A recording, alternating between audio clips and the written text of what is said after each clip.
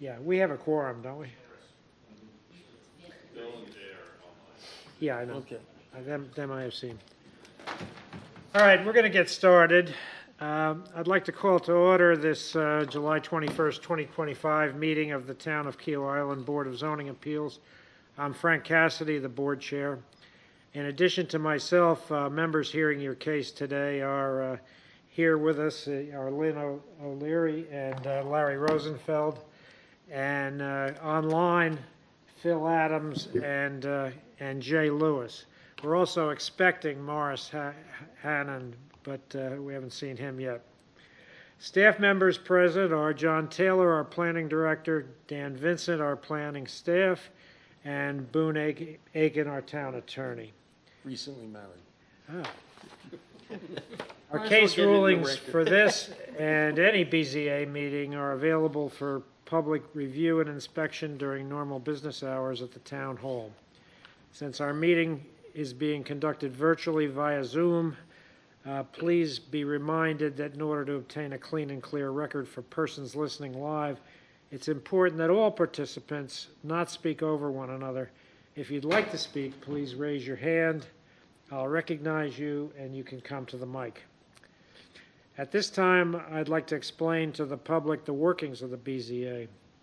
The Board of Zoning Appeals is a quasi-judicial body established to interpret and grant relief from the zoning ordinance. The Board of Zoning Appeals has jurisdiction over three types of cases: appeals, variances, and special exceptions. Appeals are heard regarding administrative actions or decisions by the zoning administrator or staff. Variances may be granted when strict application of the zoning ordinance would cause an unnecessary hardship. This board's actions must be based on specific standards as contained in SC Local Government Planning Enabling Act of 1994 and the Town of Keel Island zoning ordinance. Special exceptions allow the board to permit uses if certain conditions as contained in the zoning ordinance are met. A simple majority vote of the quorum present is required to grant a variance or to overturn the decision of the zoning administrator in an appeal or to grant a special exception. Today's hearing is a public fact-finding meeting, and we are in compliance with the Freedom of Information Act and SC Code 6-29-70. 15 days prior to this hearing, an announcement was printed in the Post and Courier. A sign was posted on or near the designated property, and a notice was mailed to the applicant or representative, to residents within 500 feet of the application, and to parties of interest. Persons, organizations, and the news media that have requested declaration of our meeting have also been notified. FOIA does not require any further notification. Our purpose today is for interested parties to be heard in order to assist the board in gathering evidence pertinent to each case. If the members of the BZA feel the need for further information to clarify a case, the board has the authority to subpoena witnesses. In addition to your testimony, our board has been presented written information submitted to the staff by the applicant or their agent for each case. This information is now considered to be evidence and is entered into the permanent record of this body. It is assumed to be complete, true, and accurate. Also, we've been presented data assembled by the staff for the purpose of clarifying the location and the effect on surrounding properties. Our board is empowered to approve with conditions, or to deny your request. In granting a variance, the Board of Zoning Appeals may attach to it such conditions regarding location, character, or other features of the proposed building structure or use as the board may consider advisable to protect established property values in the surrounding area or to promote the public health, safety, or general welfare. We are also authorized to defer a case should there be a need to obtain additional information. If an applicant's request is approved for a special exception, a variance, or an appeal of a decision by the zoning administrator, they must go to the town of Keel Island to apply for permits. Variances and special exceptions granted by the BZA are valid for 12 months after this meeting. However, if an applicant's request is disapproved and they wish to appeal the decision of this board concerning their case, appeals must be addressed to the Circuit Court. SC Code 6-29-820 states that the appeal must be filed by the applicant within 30 days after the decision of the board is mailed to them. Failure to file an appeal within the time limit deprives the court of jurisdiction to hear this matter. For each case, staff will present information, the applicant will present their case, and we'll hear from others who wish to speak. Be reminded to direct your comments to the board, not to the applicant or other speakers.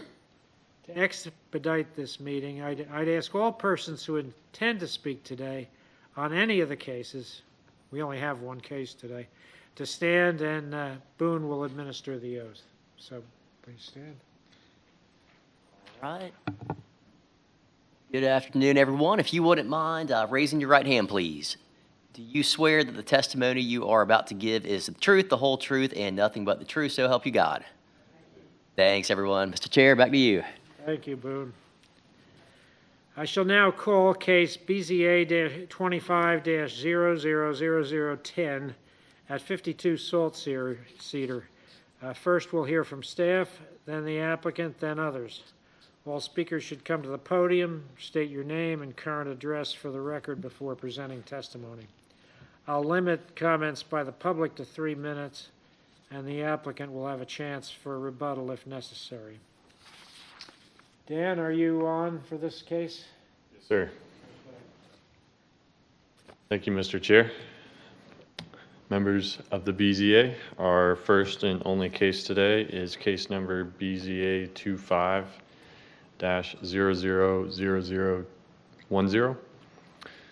Property owners John and Gail Barron, represented by the applicant Tyler A. Smith, are requesting a variance to reduce the required 20-foot side setback by approximately 93.7 square feet for a proposed guest house addition located at 52 Salt Cedar Lane. The property is located in the R1 residential zoning district. The lot size is approximately 25,363 square feet, which consists of 15,548 square feet of highlands and 9,815 square feet of marshlands. EMS number is 265-07-00021. The Town of Kiawah Island's land use planning and zoning ordinance requires a front setback of 25 feet, side yard setbacks of 20 feet, and a 30-foot rear setback from the critical line.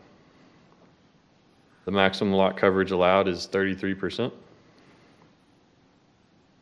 and the current lot coverage is about 28.13%. A zoning map of the subject property. GIS aerial view.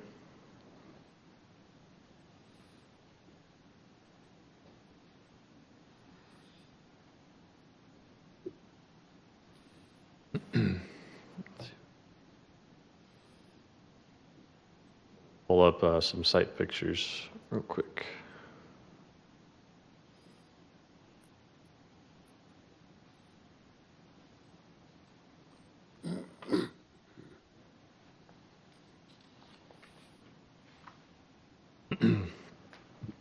So the current property is developed. The site was constructed in 1997 in accordance to Charleston County records. The property was acquired by John Barron in June of 2013. The applicant's proposed plans include construction of a guest house that encroaches 5 feet into the required 20-foot side yard setback on the west side of the subject property, which is this little blue box up here to the northwest in your screen. The proposed guest house is located approximately 15 feet from the western property line at its closest point. The existing home is currently legally non-conforming with regards to setbacks. Portions of the existing home, including segments of the pool and rear screen porch, encroach into the rear setback by approximately 3 feet. The total encroachment into the rear setback is approximately 35 square feet. The applicant is also proposing to convert a portion of their existing driveway into pervious coverage for guest parking, which results in a 91 square foot reduction in impervious coverage. The applicant has submitted to the Key Island Architectural Review Board on May 8th, 2025, and received approval with conditions on June 12th, 2025.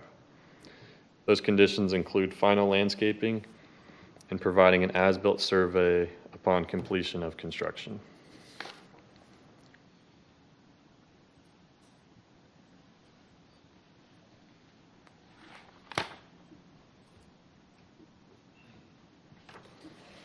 A site visit was conducted on June 16th, 2025.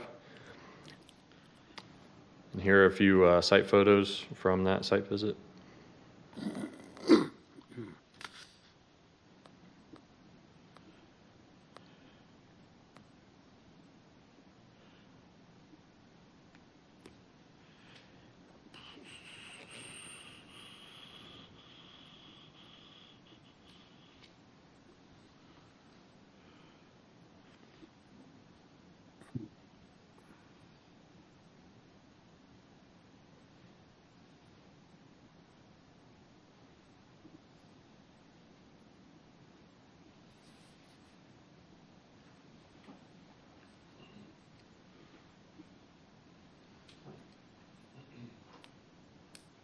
Here's a lot coverage table.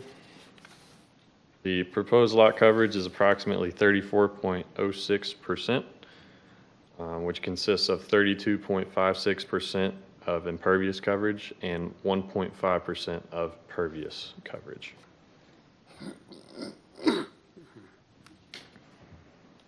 On to the variance approval criteria.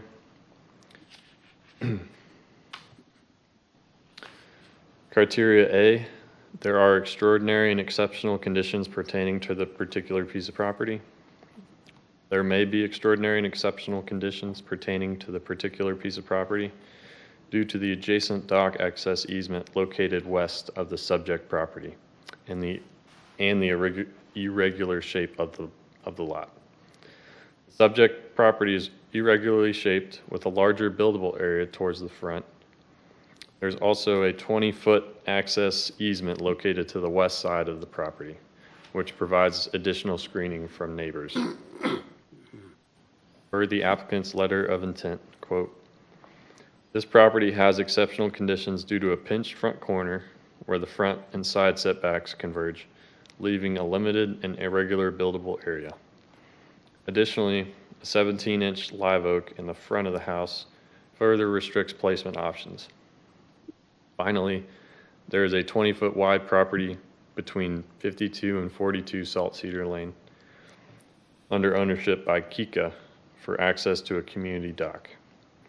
This property is seldom used by observation and provides a buffer between 52 and 42 Salt Cedar Lane. These unique site conditions, particularly the tree, make it difficult to design a normally shaped guest house without the requested encroachment. Criteria B, these conditions may be unique to the subject property.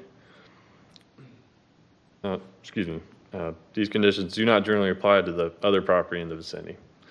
These conditions may be unique to the subject property and may not generally apply to other properties in the vicinity.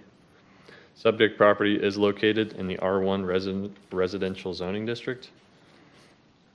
Adjacent properties are also located in the R1 residential zoning district. Existing structures in the vicinity may or may not have similar encroachments based on the current setbacks. Per the applicant's letter of intent, quote, "Unlike neighboring lots, this property has side property lines that are not parallel, creating an irregular and narrowing buildable area, particularly in the front corner where the setbacks converge. This geometry, combined with the presence of the live oak, presents unique constraints not commonly found on surrounding parcels. Also, the Kika-owned parcel along the affected sideline provides an additional buffer to the nearest residence, which is unique in the neighborhood. Criteria C, the application of this ordinance to the particular piece of property would effectively prohibit or unreasonably restrict the utilization. The application of this ordinance to 52 Salt Cedar would prohibit the construction of the proposed addition, as the proposed structure encroaches into that required 20-foot side setback.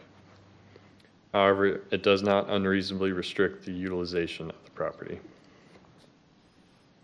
Per the applicant's letter of intent, quote, the irregular lot shape, non-parallel sidelines, and the location of the live oak significantly limit the buildable area in a way that would not accommodate a regularly shaped structure. Criteria D, the authorization of a variance would not be of substantial detriment to the adjacent property or to the public good, and the character of the zoning district will not be harmed by the granting of this variance.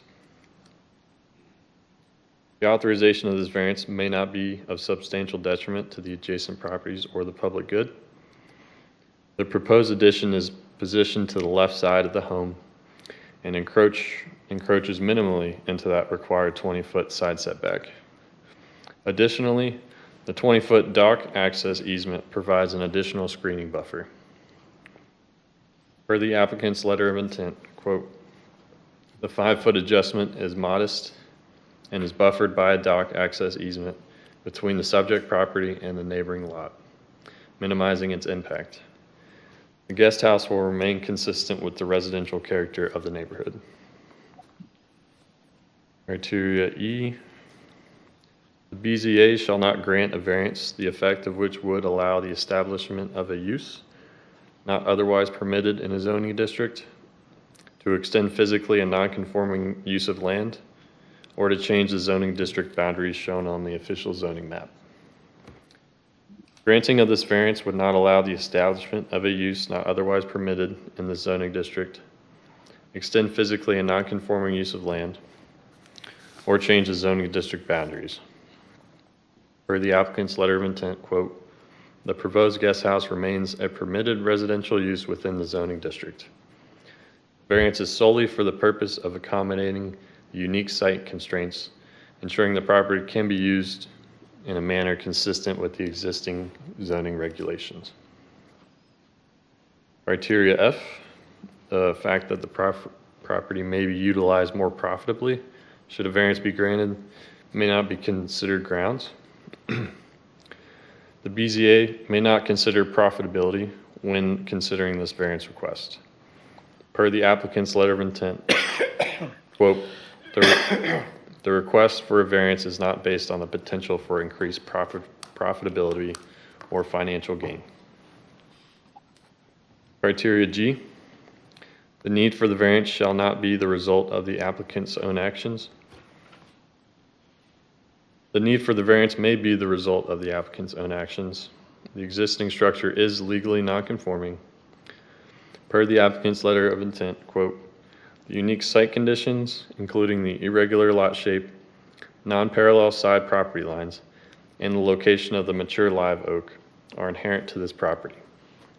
The homeowners are seeking this variance to solely to accommodate these pre-existing constraints while preserving the tree and maintaining a functional design for the guest house.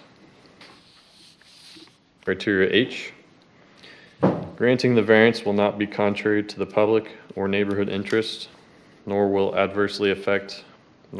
adversely affect other property in the vicinity, nor interfere with the harmony, spirit, and intent and purposes of these regulations.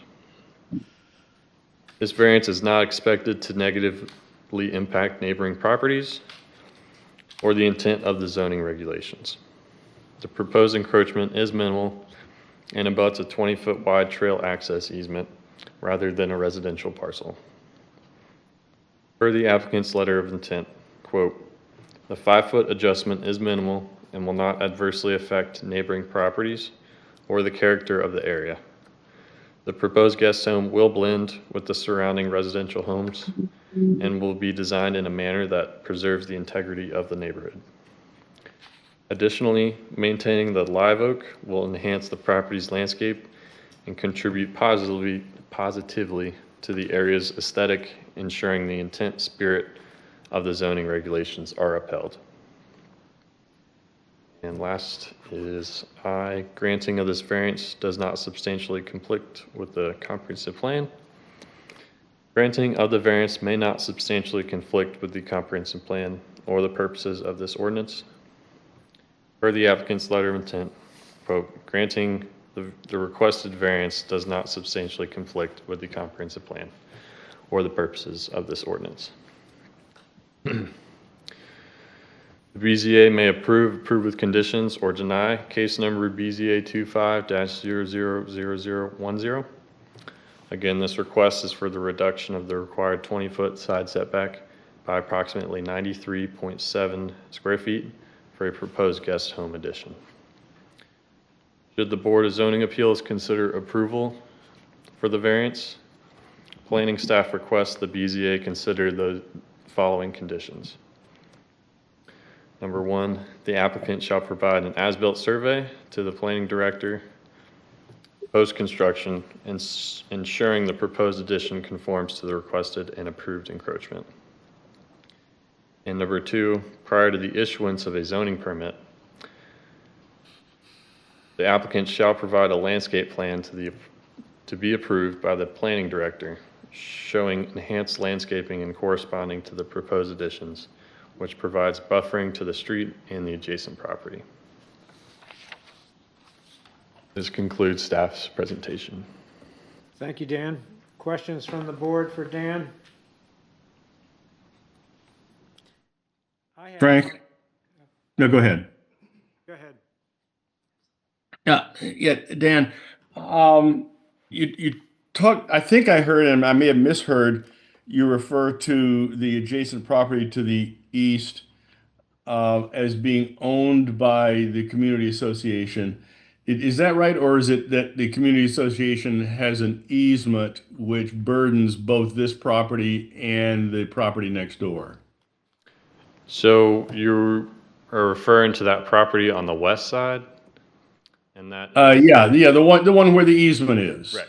So that's the west side of the subject property. I beg your pardon. You're right. The west side. I misspoke. You're right. So that property is owned by the community association. That is the property owner, and they are using it as a dock easement to access that shared dock. Okay, so I mean, the next house in that direction is number 42, right? Correct. Is there a lot in between the two, or is there a strip of property in between the two that's owned by the community association? It's a strip of property in between those two. And it is owned separately from these two, from this property and the one next to it. It's not just simply an easement that burdens the properties owned by our applicants and by the owner of 42. That is correct. It is a separate property with its own TMS number. Okay. Dan, I see in the rear where this property is non-conforming. Is that because there was a previous variance granted, because it predates the zoning ordinance, or because the OCRM line moved? I can let the owners speak to this. Based on the graphics shown in the survey provided, it's most likely due to that BCM line moving forward into that property. Dan, as a follow-up to mine, Dan, I assume, because we otherwise would have seen it, that the community association has not offered any opinion with respect to this application one way or the other. I'll let the applicant speak.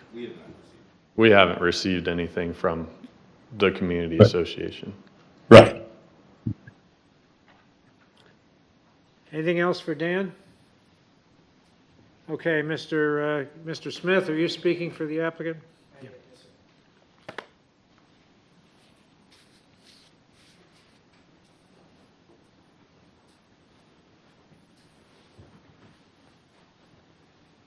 My name is Tyler Smith. I'm working with Gail and John Barron. This is Gail Barron sitting here today. John is back in his home office working.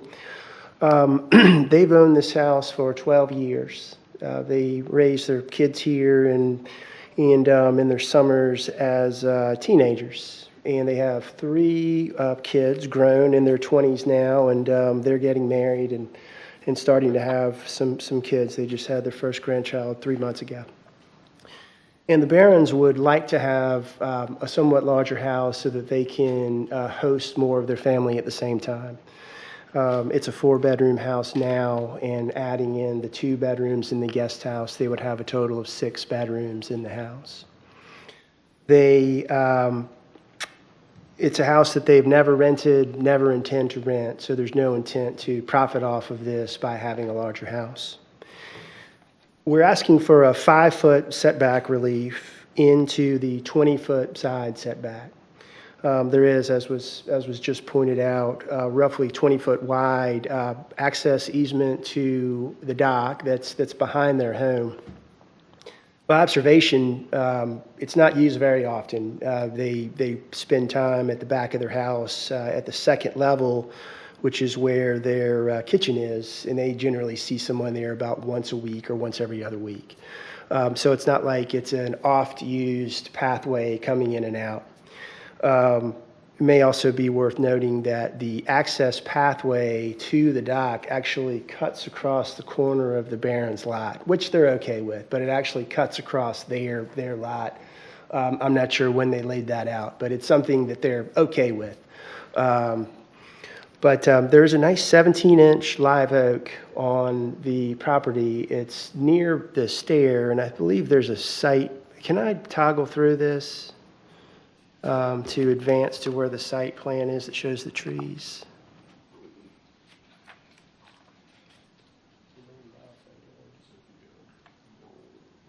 Okay, got you.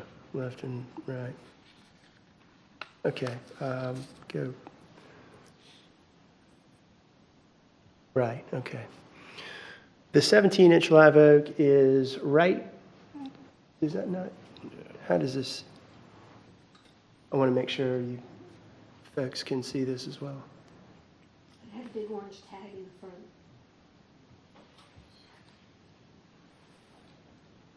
It's to the left of that staircase. It is. It's right to, yep. It is. I just wanted to point it out as an exhibit here. The 17-inch live oak is a nice tree. It sort of comes straight up, and then it has a nice crown at the top. It will be well clear of the new guest house as we have it planned. And being able to keep 9 feet from the root flare to the new guest house really allows this tree an opportunity to thrive. And we really like it as a foreground tree. There's another smaller oak tree that's nearby that has a disease. If there's an issue with that, and it needs to be pulled down anyway, as our arborist has pointed out. Again, this so the things that really make this a unique case is that we have only a small opportunity to put this guest house. The front left side of the lot is where it makes sense. Pulling it farther off to the left allows the massing of the house to appear more broken down. So having the smaller guest house pull to the side and out helps to break down the total massing of the house plus the guest house in a way that we really like. This shared easement over here reduces the impact of any nearby residents, which is number 42, was just pointed out a little bit ago. And we really hope that this would be approved, and I'd be happy to answer any further questions that you have. Thank you, Mr. Smith. Questions? How many square feet is the existing house now? Good question. It's about 4,200 square feet. I think that's about less. It's around 4,000, I'm sorry. 4,000 square feet. Yes, sir. Multiple story? It's a two-story, well, 2.5-story residence over parking. Yeah, the master is on the third level. And how big is the guest house? I saw. How many square feet? How do many they- suites? So the square footage of the guest house is about 1,100 square feet. I have a quick question. I may be reading this incorrectly, but in section B, these conditions do not generally apply to other property in the vicinity. Did you guys take into account the community dock right up the street from Falcon Point? Because there's two of them in your community. There's yours. Is that more of an easement or a larger property with the dock that's more of a Community lot dock, width? So I mean, I'm just familiar as a community dock. Yeah. So we are aware that there is another dock available. I guess the narrow easement here in this case to a dock that's much farther back from the street, I think makes it more of a unique case. And even if it's not a one of one, it's a one of two of docks in this area. Had you considered reducing the size of this guest house not to need the variance? I mean, it's 2 stories. It looked like it was pretty large when I had looked at all these specifications. Yes, ma'am. We It's not just did- bedrooms, because it's a gym, it's an office, it's more of a multifunctional piece of property. It's true. There's a smaller home gym there, and there's a home office. John Barron does work full-time, and oftentimes he needs a place to be able to get away from all the noise and all of that. But we have mainly 2 guest suites. That's the main point of it, and then some other smaller functions to fill in gaps that the home doesn't have already. We did look at making it smaller, and we think that it's not.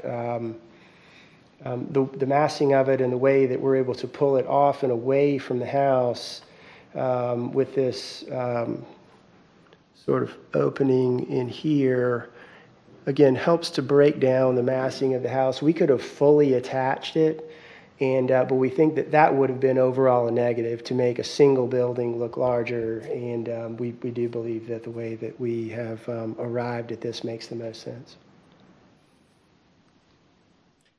Any other When you say negative, you mean negative from an aesthetic point of view? No, sorry. This negative space here, where the house is pulled out and away. Can you see my cursor here? Yes. Yes. Yeah, that is what I meant by negative. The kind of void, the negative space in between the existing house and the proposed guest house. So, but you were explaining why pulling it back into that area would have been less desirable. Yeah, correct. And the reason for that is that it would make it appear as one larger, more massive house. We would rather it be the main existing house as it is now with a truly separate guest house, only linked by a narrow hallway linking out to it to break down the overall massing, which is a common tack that we take when designing houses here on the island. It's oftentimes what the ARB encourages. But isn't that section basically hidden from the road completely? So if you built it, it would not, I mean, you wouldn't see it as you drove by. You'd have to literally be trespassing on their property to see the inclusion of that space into a more massive structure, adjusted, abutting the house. I beg your pardon. Apologize for the interruption. Frank, is there any way for somebody to turn up the volume on the mics? I'm having a tough time hearing the people, the members. I can hear Mr. Tyler just fine, but I'm having trouble hearing the members. Get closer to him. Okay, my question was if that gap space is virtually invisible from the street, you'd have to be trespassing on their property to see that gap. And admittedly, even the people who pass by, who they say are maybe once every week or 2 weeks, somebody walks down, I mean, it's basically invisible. By closing that area out, I think you could move the guest house closer. Well, what we're also trying to do is guarantee a better quality of light inside, more windows by pulling this thing apart to get more light into the house. We also have roof lines and overhangs. We designed this so that we have staggered roof lines. Let's see, Daniel, how can I? advance this to the elevation drawings. But in reference to criterion C, because of these conditions, the application of this ordinance to this particular piece of property would effectively prohibit or unreasonably restrict the utilization of the property. They already admit it would not unreasonably restrict the utilization of the property, so therefore the other option, it would not prohibit it either. So I know I'm always the gadfly in this group, but to me, criterion C immediately negates the ability to build a guest house, which is not my intention. I mean, if they want to build a guest house, more the power to them. But I still think that these setbacks were designed and set up for a valid reason, and to suddenly take 25% of the setback into a guest house is a significant amount. It's not a small encroachment, it's 25% of the setback. And that's what I find difficult by going in 5 feet. And I think if you could restructure the shape of the guest house and move some of it into that empty area that is obviously going to be basically useless, there would be some way that you could figure out to move it maybe not 5 feet over, but 3 feet over, and reduce the amount of incursion. They do have the problem of the tree and the odd shape of this lot But as the well. tree is in front, the tree is not in that area. I understand. And the dock access provides additional screening. It's a small variance. To me, it's a reasonable accommodation. Boone, does Kika need to weigh in on any of this because they're going more towards their setback than the town setback? There is no requirement, Lynn. That's a great question. Ideally, if there was some insight, that would be beneficial, but there's no requirement that I'm aware of for them to have to weigh in prior to a decision being rendered. Because they are looking to encroach into their property. So we're approving them to go into Kika property, is that correct? But it's their setback to their property, so. Setback of 52. Of 52, okay. Yeah, Yeah, we just- go Go ahead. Go ahead. What I was going to say is that it is the tree, the 17-inch tree, that's the most important reason why we're trying to pull it over the internal way that the guest house is also laid out in what we think to be a fairly efficient way, so it's not any larger than it is. And, the fact that we do have the unique case of this 20-foot other easement that is in between this residence and the next makes it a case where, while there is we're asking for a 5-foot setback variance out of the 20 feet, there's another 20 feet in between this property and the next. But that you're makes using it unique. as, if I understand it correctly, you're using this as it's unique, but yet there's another dock up the street that has that same setback. So then is it actually a unique consideration, Boone? That is certainly a factor to weigh, Lynn. Unfortunately, I can't render my opinion Okay. here, but that is certainly an element to be considered by the board before making its decision. Okay. Isn't the other dock a longer lot, sort of parallel to the street? Am I wrong about that? I don't know very much about that one, I'll be honest with you. But isn't it almost like a lot, not very deep, but wide where that? Well, the only reason I'm bringing it up, Tyler, honestly, is because you're calling for your piece of property to be unique, that, you don't have, there's no one else in the area that necessarily has this. And that's one of the fundamental things that we look at, right? So if there is another dock and if it has setbacks, how does that affect your uniqueness? Because they have those similar restrictions. Understand. Phil, you had another question?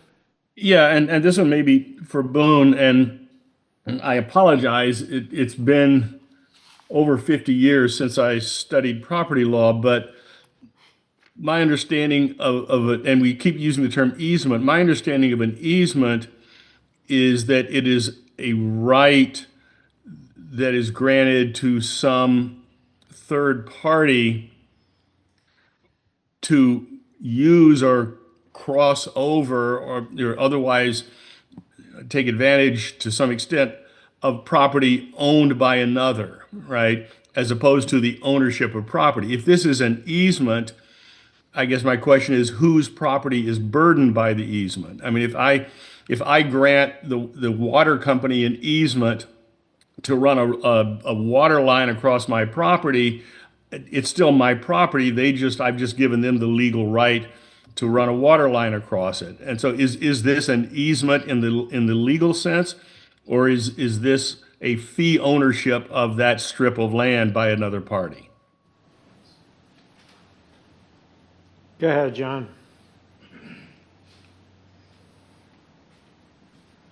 Yeah, excuse me.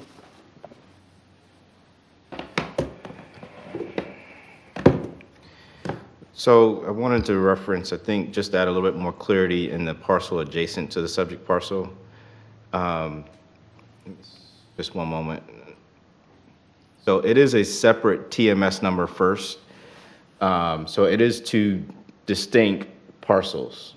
The subject property where we're in question of the proposed guest house sits adjacent to that property. That property is owned by the community association. To Mr. Adams' question regarding the easement, their easement is a pedestrian access easement located on this site. So I don't have the language of that easement, but the property itself is owned by the community association. It sounds. to me, Okay, John, understood. And so Kika owns the property, and that property has been burdened by an easement granting the public the right to cross Kika's property to get to the dock, if that sort of is a fair. I would say that's a fair statement. Right. Okay. Other questions? If not, I'd entertain a motion. Oh, yes. Would it be okay if I spoke? Oh, sure, I should have, I apologize, I should have asked. Me over here? Please. I just wanted to very briefly just give you our sort of personal take on this. Please state your name. I'm sorry, Gail Barron. I'm one of the two property owners. My husband couldn't be here today. And I just wanted to say first, from a personal perspective, and then just to address one or two things that you mentioned. We've owned this house, as we said, since 2013. We raised our family in Charlotte, and both of us worked. I worked until very recently, and my husband still works full-time. We are in the process of selling our home in Charlotte, plan to relocate here to Kiowa full-time.